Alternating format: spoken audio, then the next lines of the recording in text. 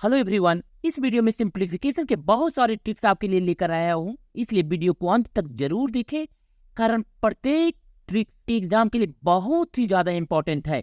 इसलिए बिना time waste किए हुए सबसे पहले टाइप वन देखें, √6 प्लस √6 प्लस √6। इस टाइप के क्वेश्चन एग्जाम में बहुत ही ज्यादा पूछे जाते हैं, और अगर ऐसे सम आपके एग्जाम में आए, यानी जो कि रूट में हो और जिसको कि प्लस करना हो, तो क्या करना है। तरीका बिल्कुल ही आसान है। यहाँ जो नंबर जो दिया हुआ है उसका ऐसा फैक्टर फाइंड करना है जिसके बीच का डिफरेंस 1 हो।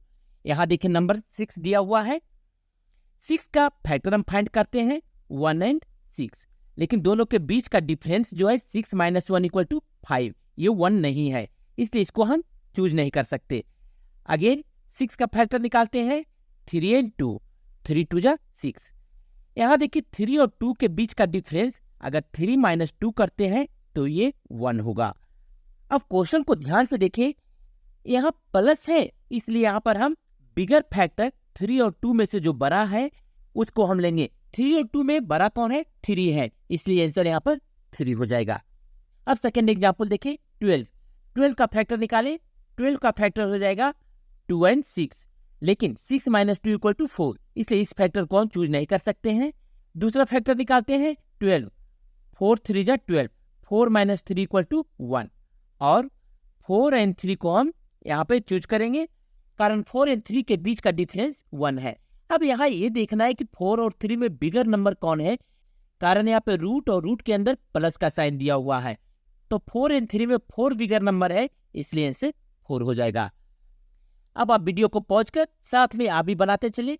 20 को जब हम फैक्टराइज करते हैं तब 2 × 10 = 20, लेकिन 10 और 2 के बीच का डिफरेंस 1 नहीं है। 4 × 5 = 20, 4 और 5 के बीच का डिफरेंस 1 है, इसलिए इस फैक्टर को हम सेलेक्ट करेंगे, और 4 और 5 में बिगर डिजिट कौन सा है? 5 है, इसलिए आंसर यहाँ पे 5 हो जाएगा। लास्ट एग्जाम्पल ये आपके प्रैक्टिस के लिए है, इसे बनाकर आप कमेंट में जरूर लिखिए कि आपका आंसर क्या आया है। अब टाइप 2 को देखें, टाइप 2 में भी मैंने वही क्वेश्चन लिया है जो कि टाइप 1 में लिया था, लेकिन डिफरेंस यहाँ सिर्फ साइन का है। टाइप 1 में प्लस साइन है, लेकिन यहाँ पर माइनस साइन है, लेकिन दोनों का प्रोसेस बिल्कुल ही सेम है। यहाँ भी हम जैसे कि टाइप 1 में फैक्टराइज किए थे, यहाँ हम 6 का फैक्टराइज करेंगे। 6 का ऐसा फैक्टर हम निकालेंगे जिसके बीच का डिफरेंस 1 हो। 2 × 3 = 6, यानी 2 और 3 के बीच का डिफरेंस 1 है। जब यहाँ पे प्लस साइन था तब मैंने बिगर डिजिट लिया था, यहाँ पे माइनस साइन है तब हम यहाँ पे स्मॉलर डिजिट लेंगे, and 2 is the answer.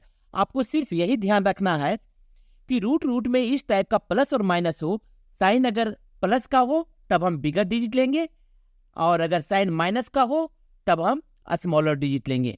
Next example को देखिए, 12 को जब हम फैक्टराइज करेंगे तो 4 × 3 = 12, 4 - 3 = 1 होगा, और यहाँ अंडर रूट के अंदर माइनस का साइन है, इसलिए हम यहाँ पर स्मॉलर डिजिट लेंगे और 3 इसका आंसर हो जाएगा। सिमिलरली 20 को अगर फैक्टराइज करते हैं देन 4 × 5 = 20। यहाँ देखिए 5 - 4 = 1 है, यानी 20 का यही दो फैक्टर हम लेकर चलेंगे, और ये दोनों में जो स्मॉलर फैक्टर है 4, वही इसका आंसर हो जाएगा, कारण अंडर रूट के अंदर माइनस का साइन है। अब टाइप 2 के लास्ट एग्जाम्पल को देखिए, 56 को अगर हम फैक्टराइज करेंगे देन 8 × 7 = 56। यहाँ देखिए 8 और 7 के बीच का डिफरेंस 1 है, और 7 इज द स्मॉलर डिजिट है, so answer will be 7। Type 1 और टाइप 2 में आपने प्लस और माइनस के सम को कैसे सोल्व करना ये आपने देखा, लेकिन टाइप 3 में हम मल्टीप्लिकेशन को देखेंगे कि किस तरीके से रूट के अंदर जो मल्टीप्लिकेशन है उसको किस तरीके से हमें सोल्व करना है। अगर इस टाइप का मल्टीप्लिकेशन हो और इन्फिनिटी तक हो तो आपको कुछ भी नहीं सोचना है, यहाँ जो नंबर जो दिया हुआ है वही आपका आंसर हो जाएगा। यहाँ देखें √3 √3 √3, यानी नंबर यहाँ पे 3 दिया हुआ है, इसलिए आंसर 3 हो जाएगा।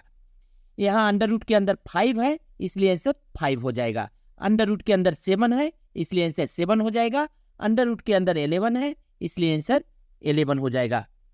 ये तो तब है जब क्वेश्चन में इन्फिनिटी तक दिया हुआ हो, लेकिन अगर मल्टीप्लिकेशन में इन्फिनिटी तक न हो, कोई फिक्स नंबर में दिया हुआ हो, यहाँ देखिए 1 2 3 4 नंबर तक दिया हुआ है, तो क्या होगा, इस टाइप के सम में हमें थोड़ा सा चेंज करना होगा।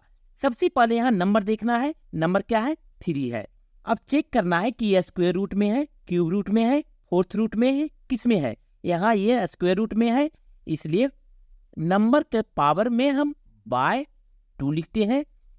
कितने टाइम्स है 1 2 3 4 टाइम्स है, तो पावर 4 हो जाएगा।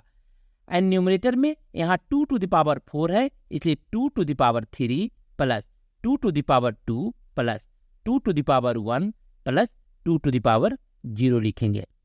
इक्वल टू हो जाएगा 2 to the power 0 equal to 1, 2 to the power 1 equal to 2, 2 to the power 2 equal to 4, 2 to the power 3 equal to 8 by 3 to the power 2 to the power 4 equal to 16।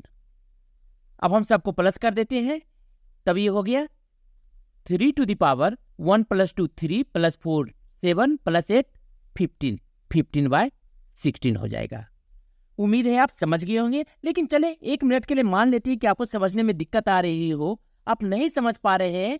अगर question under root में दिया हुआ हो तो इस question को आप इस तरीके से भी सोल्व कर सकते हैं। सबसे पहले जो नंबर जो दिया हुआ है उसको लिख देते हैं यहाँ, उसके बाद उसके पावर में हम 1 माइनस 1 बाय, यहाँ स्क्वायर रूट में है इसलिए 2, यहाँ 3 कितने टाइम्स है काउंट करें 1 2 3 4, 2 to the power 4 equal to 3 to the power 1 minus 1 by 2 to the power 4 equal to 16 equal to 3 to the power, अब यहाँ देखिए एलसीएम 16 हो गया, 16 1 जा 16 minus 1 equal to 3 to the power 15 by 16।